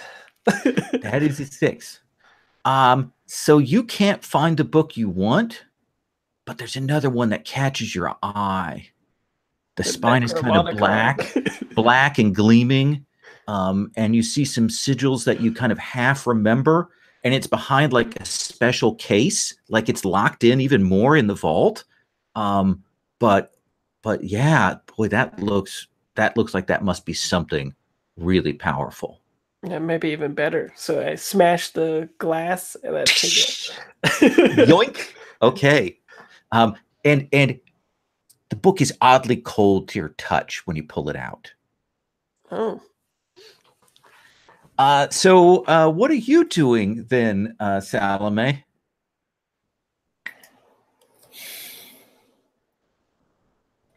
I think that I am I'm gonna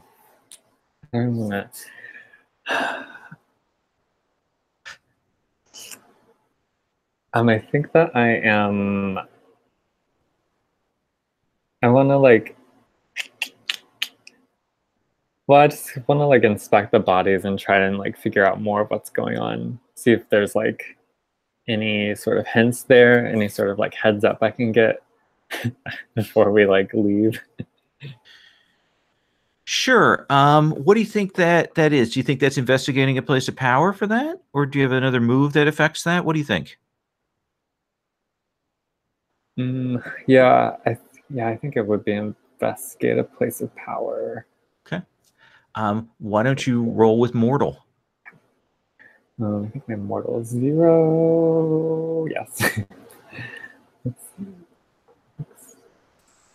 0.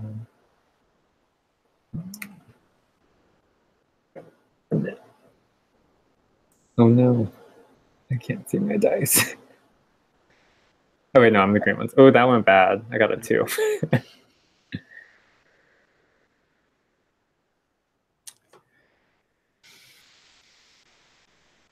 So I think that's the point at which the ceiling caves in on this floor.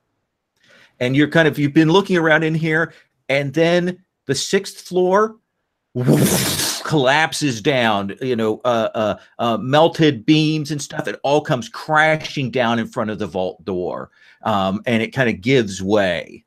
And you've got now the heat is kind of pouring in like an oven into the vault now. And already some of the books are starting to catch fire in here. Sato, what are you doing? I see this happen, and I think we have kind of that slightly anime moment of like, Hugo, Salome, and he starts running back that way to try to dig them out if necessarily, or Okay. get out of the way.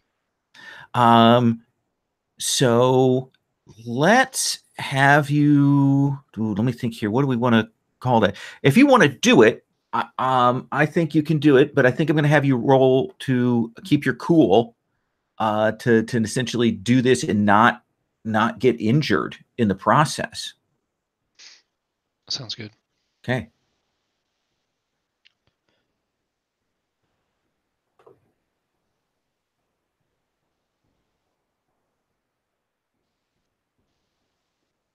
You cleared everything. There you go. I got another 3. Another 3. So in another game, I would be saying the good news is you get to mark XP, but not this game. So I think you're going to mark 2 harm. What is it that happens? How do you get hurt? I think as all of this kind of collapses, he's just kind of digging through piles of books and stuff that's fallen in from the ceiling, and part of the frame of the vault door breaks off and falls onto Sato and almost knocks him out. Okay. But hopefully he's dug enough rubble out that he can at least help a little bit get the others out, and then he's just almost concussion level hurt as he gets back to his feet and tries to scramble out. Some blood, and it's hot, and your clothes are smoldering as they kind of pull through. You two in the vault will see Sato break through, but looks much worse for wear. We'll come back to you two in just a second. Nukaru, you're kind of standing here. Smoke is kind of pouring up. It's getting hot. You've dropped the rope down. Are you going to go down? Or are you going to? I'm going down. They probably can't even see that I threw down the fire hose. So I test it a little bit, and then I'm going to step off and start just. I imagine that you're a vampire. That I imagine you just step off, superhero drop down. I was tempted, but I didn't know if that was too much. Yes, I want to do that thing instead. You can kind of grab it as you hit that last, so you don't smash too hard on the thing.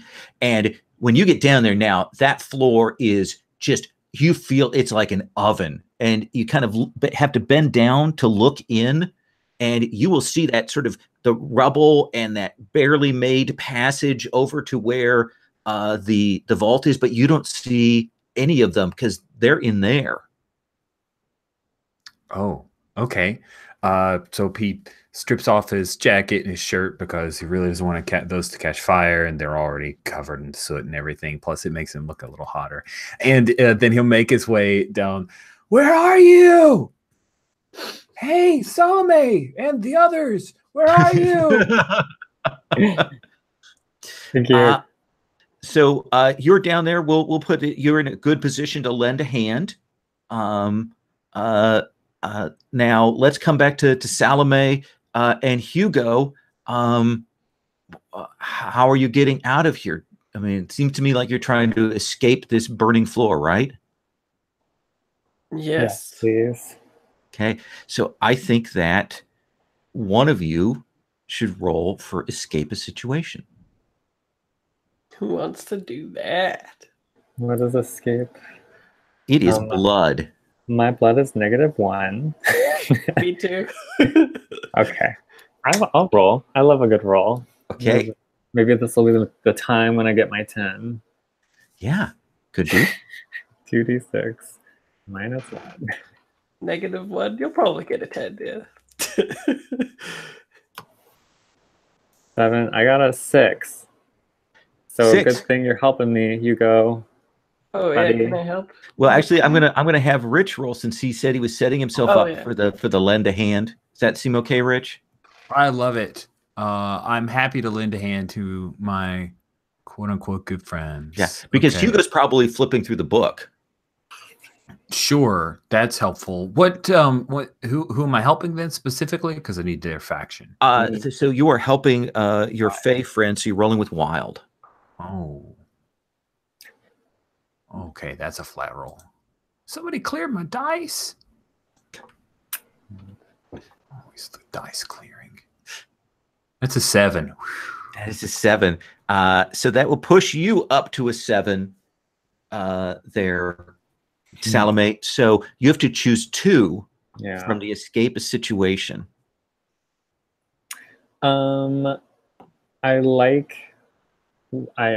We end up in another dangerous situation, and I owe someone a debt for my escape.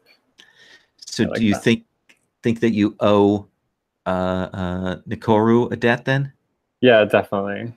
So tell me what that looks like between Sato kind of being injured, Hugo's got this book, you're trying to get out, and Nikoru's kind of helping. What does that sequence look like here? Yeah, I think maybe seeing Sato bust through. Maybe I'm helping support him, and walk him out while Hugo's bumbling behind, flipping through pages. Somehow, barely scratched or something, probably. And I think seeing and hearing Nikoru call out to us and finally meeting up with them through the smoke. You probably just appear out of nowhere, this beautiful sheen of sweat across you, completely unscathed, not a mark of soot on you. Oh no, probably just on the cheek. Oh yeah, one little smudge. Maybe you take over carrying Sato.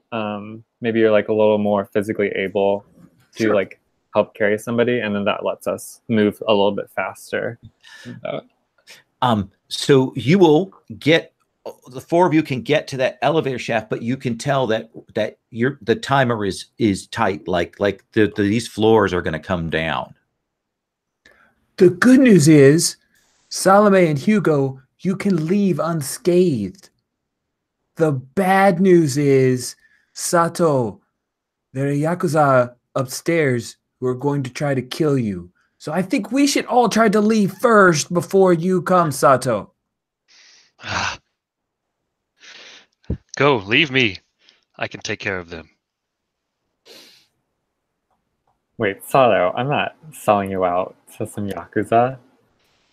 No, you don't have to sell me out. Just leave. I'll find a way out.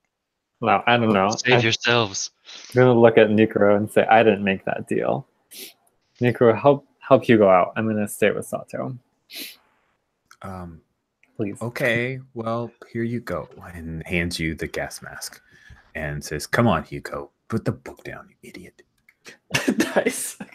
This Maybe- book is great. The pages are like made from like flexible obsidian, so they're not going to melt or catch fire here. Oh, it's just, there's such cool stuff on the pages. Each one makes you want to turn just another page. It's compelling reading. Yeah.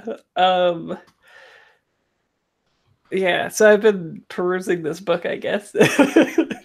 But I guess I'll put it in my like satchel. Okay. So that I can escape with the book and climb up with my legs like braced against the wall as I shimmy up, I guess. All right, so you're in a dangerous situation, Seems like it. and you want to avoid being set on fire, right? Yeah, ideally. Let's have you roll keep your cool. Okay, keep my cool. Spirit. That's good. I'm good at that. All right. I'll be yellow dice this time.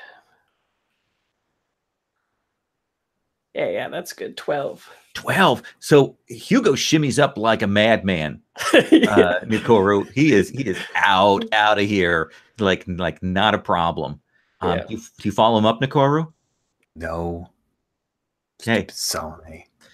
Hugo, you get to the top and you'll hear the kind of click of guns, and as you kind of come out of that smoke here, you will see these Yakuza and they go, Mr. Smith, you can leave.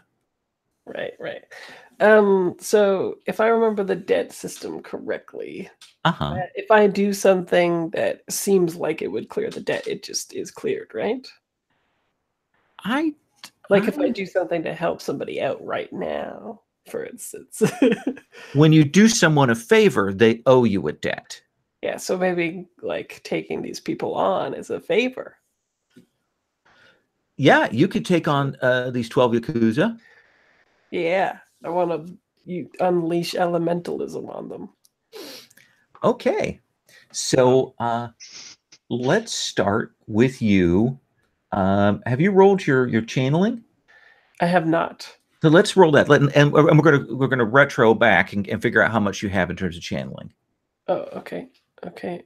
Let's see. Yellow dice. 6, 7, 8. So I hold 3 and choose one from the list below.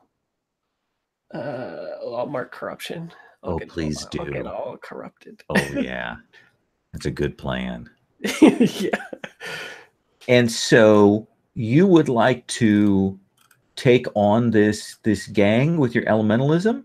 Yeah, or deal with them in some way. Yeah. Okay.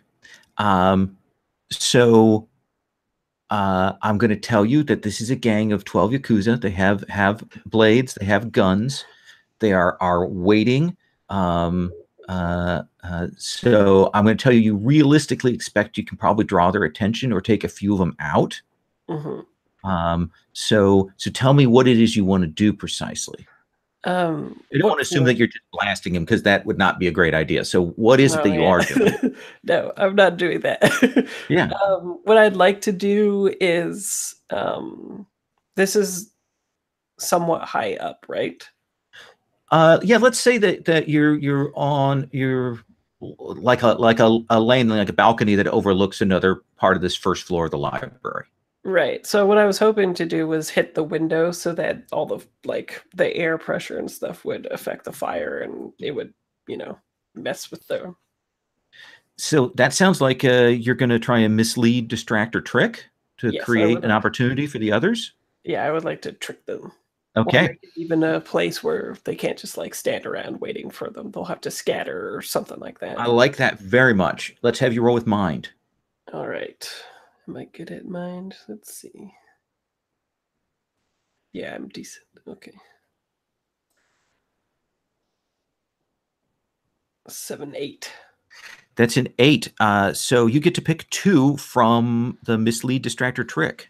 Yeah, so I want to confuse them. Okay. Or maybe create an opportunity Create an opportunity. and avoid further entanglement. Okay. So it's going to be short term, very short term. So people have to take a hold of this opportunity quickly. But essentially, when they let loose with the bullets, you are not where they are firing at that moment, because there is a lot of smoke and stuff. Does that seem reasonable? Yeah. So the windows shatter, and so on. And Nikoru, you're down here, kind of turned back to Salome and Sato, and you'll hear gunfire start upstairs at the top of the shaft. What are you doing, Sato? I think I push myself up and kind of off of Nikoru, who's probably helping me, and try to start climbing this ladder or rope. Say, I must face them with honor. And just start going up. Okay. Let's have you keep your cool. Okay. That is spirit. That is spirit.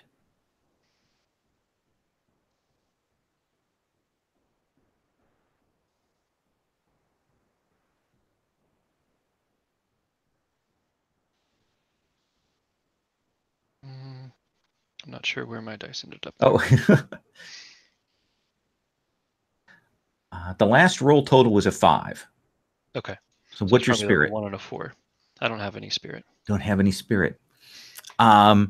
So I think that you're going to get up there, but you are in a bad position when you come out. Like you get a lung full of smoke, and there's maybe one of those classic movie blasts of flame that come up the elevator shaft from the fire, and kind of send you out. And you're in the middle of, I mean, they're scattered, so they're not going to immediately lay into you, but you are in a completely disadvantageous position. Does that seem fair? Mm-hmm. Okay. What are you doing, Salome and Nikoru? I'm gonna make sure that that Salome makes it out, and I'll be following her and worried that she's going to throw herself in front of all the guns. That's harmful. What do you want to do, Salome? Well, so we just saw Sato get backdrafted into a mess, right? Yeah. Yeah, I mean, I think it got like really real, right? Like before it was like, these guys want you, Sato, but now there's like gunfire. The building is like really coming down. Maybe there's like an access, like an access entrance or whatever in the elevator shaft that I wasn't Sato. I'm just changing my character's name. That Salome is eyeing for like a. Oh, so you want to kind of go around a different way up? Use the elevator shaft to get a different way? Yeah, maybe just like avoid that whole fracas entirely. That's escape a situation, and Nikoru can lend a hand. I will be doing that. Unless you fail so bad that I can't help you, then I'm going to leave you hanging. No, I'm rolling the dice. Blood's my -1, so. But that was an 8. I just rolled an 8. I rolled an 8 to help. Okay. I'm just going to re-roll these purple ones. 10. That's an 11. A 12. Look at that. You get to pick 1 from the escape assist situation thing. Cool.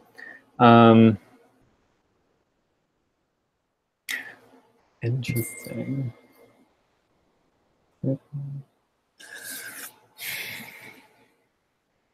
I think I'll just owe another debt. Right, I like that. Not going to mark corruption? Well, I give into my base nature. Oh, actually, no, now that I think about it, yes. Let's mark corruption. So tell me what that looks like. What does Nikoru see? Yeah. So I the symbol of the Winter Court, I altered a little bit because I really like the tattoos on the little image, my character image. So that permafrost idea is like on the tattoos. And I think what happens is that So it almost looks like white ink tattoos. Have you ever seen those? mhm. Oh, okay. Yeah, and then it's like cold to the touch. There's probably a little frost coming off of it all the time. I think what happens is those tattoos move and shift and grow. So then I get this whole like crystalline look almost. And then there's like footprints are like ice, and I think maybe I can just like climb up the shaft of the wall, or Okay. the wall of the shaft, and from like sticking onto it with the ice. And use that to go out this other way. Mm-hmm. And Nicora, you follow, and you two will come out like down below where that's going. You know, Fraser helped us establish that there's a balcony there, and then there's a main floor. You two will pop out down there, and if you want to, you can just leave. We can just leave. Yeah, I think with this like base nature, Salome agrees. She's like, they're probably already lost. I don't think we can do I anything. heard gunfire, and then it stopped. If Sato made it, he made it. There's nothing we can do other than get in further trouble. We can warn them later. Let's get out while we can. All right. So you two will escape. What are you doing? You shattered these windows. You kind of scattered the Yakuza, but then you see Sato come out and collapse kind of in front of them. Hugo? Right. Yeah, I think so. It sounds like Joshua as a player wants to have a conversation with them. So maybe I'm sort of like around this inferno. I'm behind a desk or some stacks or something like that watching this. But then after this conversation, depending on what happens, maybe I'll run up and do something like grab him and teleport or something. I don't know. Okay. Sato, why don't you roll with Mortal?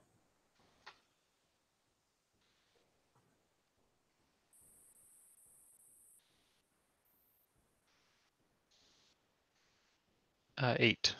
8. So this is put a face to a name, because you'll see one of these Yakuza pull off their mask. And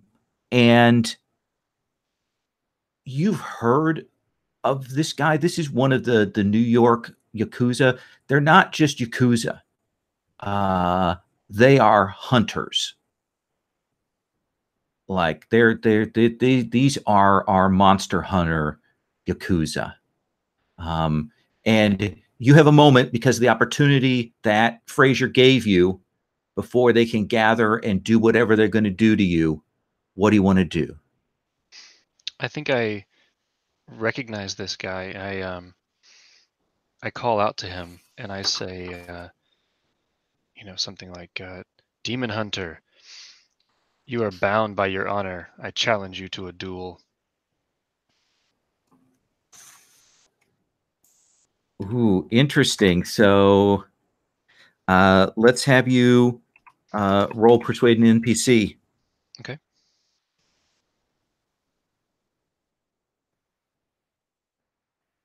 Name is June Keone.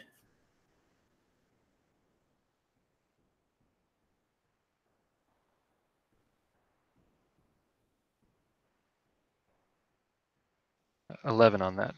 Oh yeah.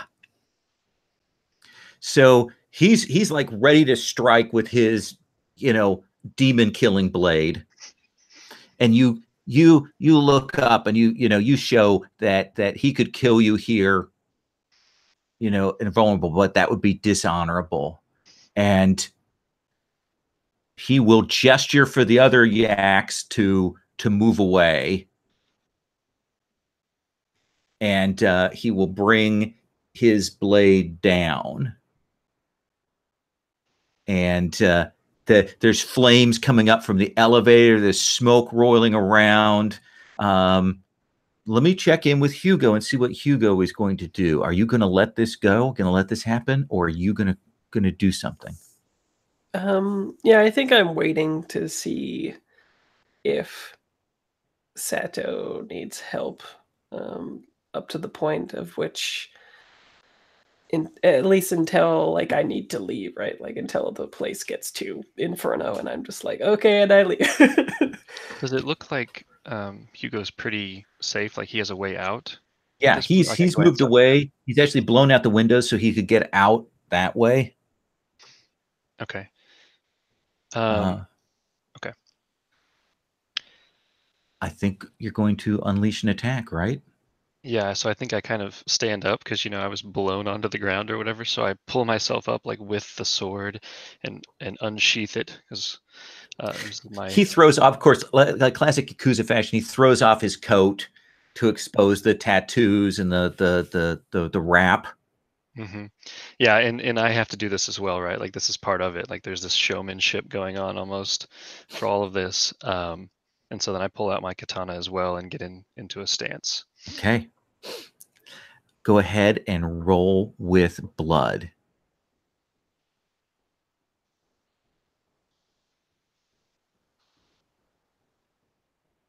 Seven. Okay. All right. So on unleash an attack with a 7, you inflict harm, and then you have to choose, and you choose one, and then you have to choose a another effect there.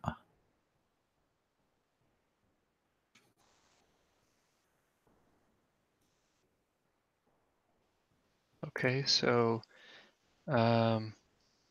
since I've already got harm, I think I'm going to take the find yourself in a bad spot. Okay.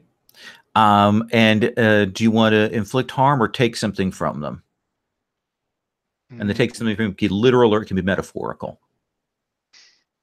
I think I want to do kind of like a move where I almost shame him a little bit. Like maybe instead of trying to do damage to him, and this might not make sense, but I like cut off his top knot or something.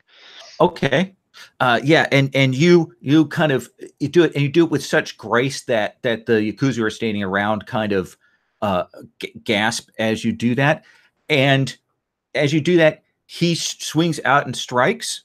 And you are teetering on the edge of that elevator shaft. You are just about to go over. You've cut him. He's bleeding, kind of running down, obscuring his tattoos. But he is up on you. Frazier? Yeah, sure. I'll teleport there then. And, So, did you want to say something, Joshua? I'll wait for Frazier. I want to see what he's going to do. Okay, so Frazier, what do you want to do? My plan was to teleport there and then sort of grab him and do the running jump off the balcony action movie style. Okay. So it costs you 1 of your hold to teleport. Yes. And then it sounds to me like you're trying to escape a situation with him. Yeah. Is that what Sato wants to do in the scene? Sato was going to let himself fall down the shaft and then use his invocation to teleport to Salome. Like pretend he died. Every time I try to do you a favor, it's no, it's. I think it would work out either way. That's totally cool. I love the idea that you teleport over to do that, Hugo. But even as you do, he falls down into the shaft. Oh yeah, that'd be cool. Sure. And we see the shot of him falling, a Die Hard style, down into the flames. And you will realize that this is blade right at your ear.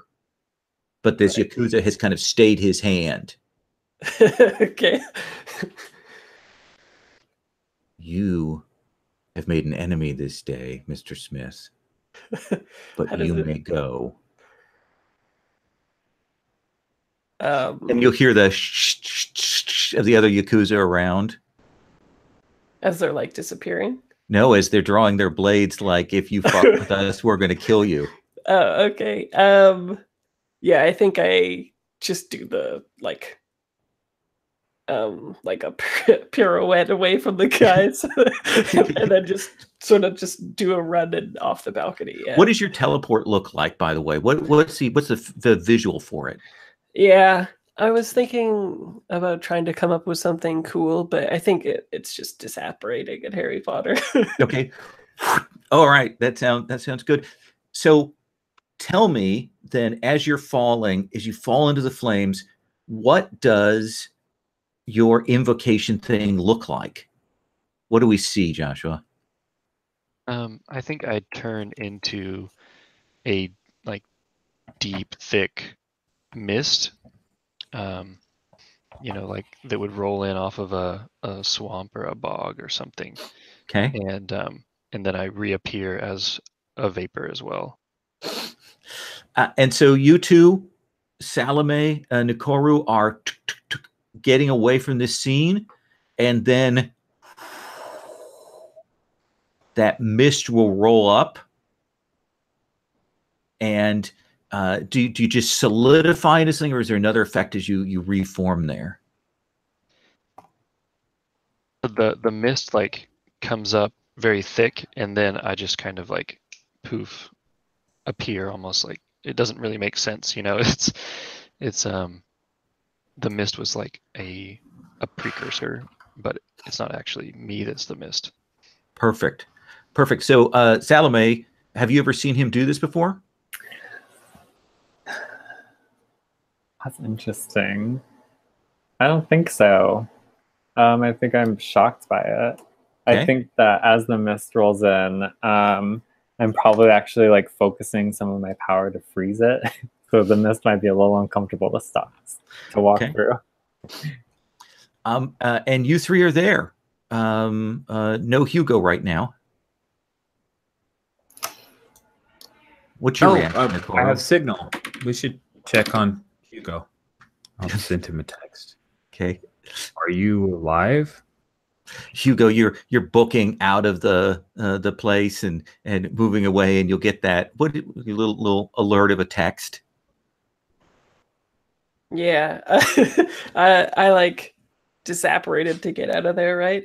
So I think I am just like running along the streets or something, and I say like, I don't know, maybe we have a predetermined spot that we'll be meeting at. So I'll just say, actually, I think it doesn't make much sense because I'm running and texting. So I'm like, the predictive text is just like really weird. But obviously I'm alive, right? It's just garbled nonsense. Yeah. So I think if you don't mind, we can do the wipe to the four of you maybe meeting at the bookstore. Sure. To catch your breaths there. All of you stink. I don't know how many of you have been near a house fire or fire. That smell just stays on you, and it is intense. And your clothing, you can already feel like it's gonna fall apart. Even your nice suit. There's probably a magical trinket for this, right? Yeah.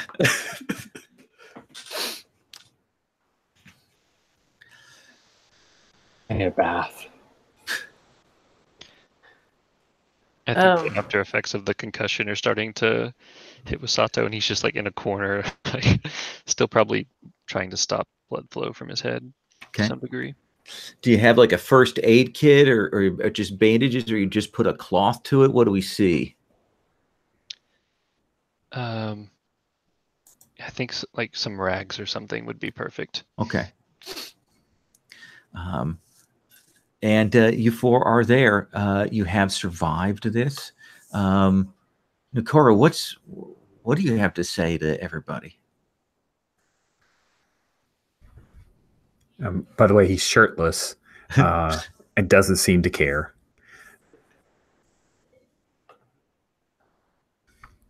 Did you get the book? We have 2 books. Or we have a book. We have a demon book and a book that has text cut out of it. Well, we don't know about demon book. Yeah, that's true. Sorry. We have We got the book that we were aiming for, though, right? What? Well, yes, but all the pages cut out. Right. Yeah. So maybe this is the dramatic reveal of the page is missing and the note inside to people that can read it.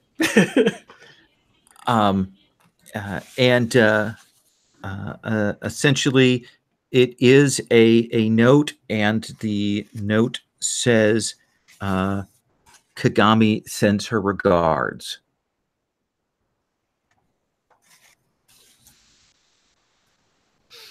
So I think Nikoru reads this first, probably, since I'm over slumped in the corner. Fun. Do you hand that over? He's gonna want to like keep it in his little scrapbook, but yes, he will let them see. Sato just shakes his head. This Kagami is more trouble than I anticipated. I think I'm like off in the corner and I have like my trench coat on and everything, and I have like a smoldering thing on my shoulder that I flick off.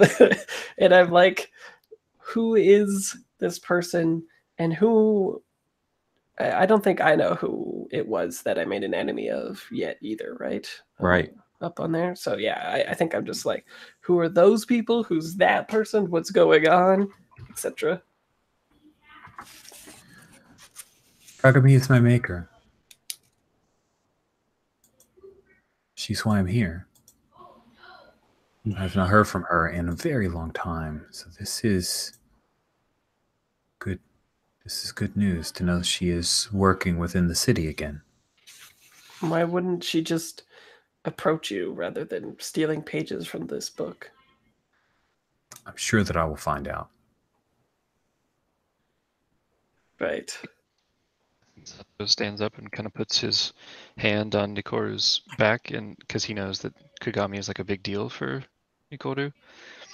And then I'll start talking about the Yakuza. Like, these are a special clan within the Yakuza that hunt demons and other supernatural things.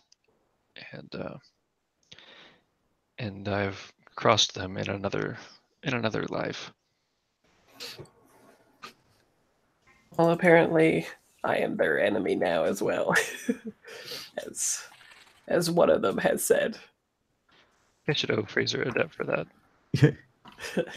Well, let's. I think this is a good place for us to stop. It's a good end scene, and it sets up some things for the future with Kagami.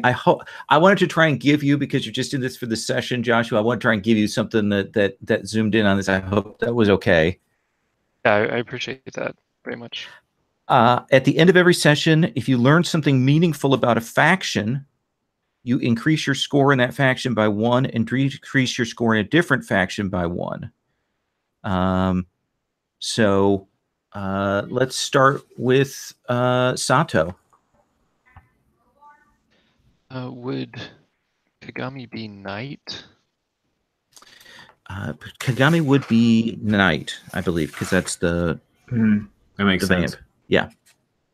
And if these are specifically like demon hunting Yakuza as well, then maybe that could be, I don't know if that'd be wild or what, but so demon hunting Yakuza would be under mortal. Okay. So I think I'm going to go up in night and go down in mortality. Okay, that makes sense. If someone did you a favor at a cost, tell the group you owe them a debt. If someone did you a favor if you did someone a favor without redress, tell the group they owe you a debt. So what do you think on that? I think I definitely owe Hugo a favor, but potentially almost everyone. But I think Hugo's the highest. Okay. So Hugo, he owes you a debt. Cool. Rich, did you at the end of every session learn something meaningful? Do you think that occurred with the faction? Well, I feel like there's some knight stuff going on. There's some power stuff going on because of the book. I did a lot with Salome, but I don't feel like it was faction related, if that makes sense. Mm-hmm. So I think I'm going to raise knight and lower power. Okay. And that's mostly me just wanting a bonus for when I roll with knight to get hold of his maker. Fair enough. Just totally naked about it, guys. I don't even care. Okay. What are you gonna do? Did you do someone? Did someone do you a favor at a cost, or did you do someone a favor without a cost? Well, Salome paid up every time because of the move. Kind of maybe helped out Hugo a little bit there. Getting him up the ladder. But I won't demand a debt of it. I've already got 2. I mean, it's no way I'll use 2 debts in the course of this many more games. That is fair. All right. Let's come to Salome. Salome, did you learn something meaningful about a faction? Do you want to shift any of your faction relationships? Yeah, I think I want to increase mortal because this is all new stuff to me. Sure. And I'll reduce power because that seems more confusing to me now with books and I like it. whatever Hugo's up to. And what about favors at cost or without cost? I don't think so. Okay. That seems fair. Session. And what about you, Hugo? So I think it makes sense for me to go down in mortality if those are the people that are now mad at me. Yeah. Right? Yeah. So I'll move it from +1 to a 0 and then move knight to 0. So I don't have a negative in that. And what about favors? The only thing I could think of was going out of my way to help Sato. So, yeah. I think we've got he owes you, right? We've already established that. Okay. Yeah, we already did that. So everyone may mark mortality faction because you kind of fought against their agents this time, and you may also, because I'm a generous GM, mark another faction of your choice.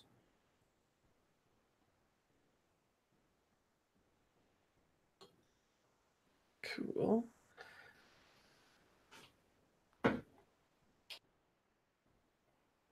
All right. Does that seem pretty okay? Or was that a good place to stop? Yeah. Got all our end of session things. We'll check in at the beginning of next session about any changes you want to make or things you want to adjust. And we'll bring in another person. Joshua,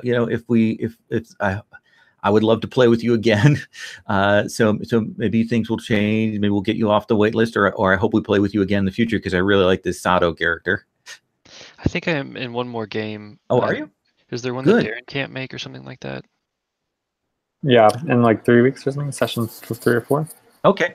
Well, good. So once. Absolutely. So we'll make sure that I will have things ready for when you come back. So that's great. Thank you all very much. I hope it was okay. If you have feedback, anything like that, feel free to send that on to me. But we'll kind of do a check-in at the end of next session to do the things you want to see more of kind of thing. So I'm going to stop the broadcast.